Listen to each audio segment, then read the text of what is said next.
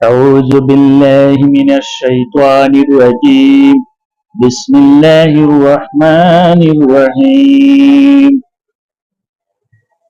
إياك نعبد وإياك نستعين نحمده ونصلي على رسوله الكريم أما بعد السلام عليكم ورحمة الله।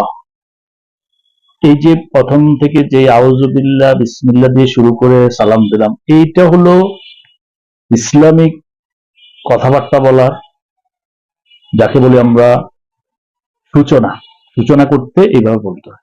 দেখবেন হুজুরা সব এটাই বলে।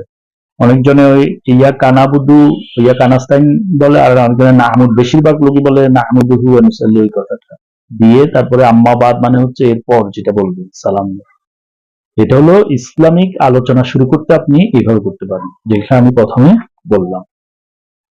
এটা হলো আমাদের একজন মুসলমানের, মানে যে কোনো জায়গায় বক্তৃতা দিতে, কোনো কথা বলতে গেলে, কোনো বয়ান করতে গেলে, বয়ান মানে হচ্ছে ভাষণ দিতে গেলে প্রথমে এইভাবে উদ্বোধন করতে হয়। এটা হুজুরা বলে আর কি। আল্লাহ পাকের গুণকীর্তন করে, আর হলো নবী করিম সাল্লাল্লাহু আলাইহি ওয়াসাল্লামের উপর দরুদ শরীফ পড়ে, তারপরে বলে কথাবার্তা বলা আরম্ভ। বাংলায় বলো, আরবিতে বলো, ইংলিশে বলো, এটাই।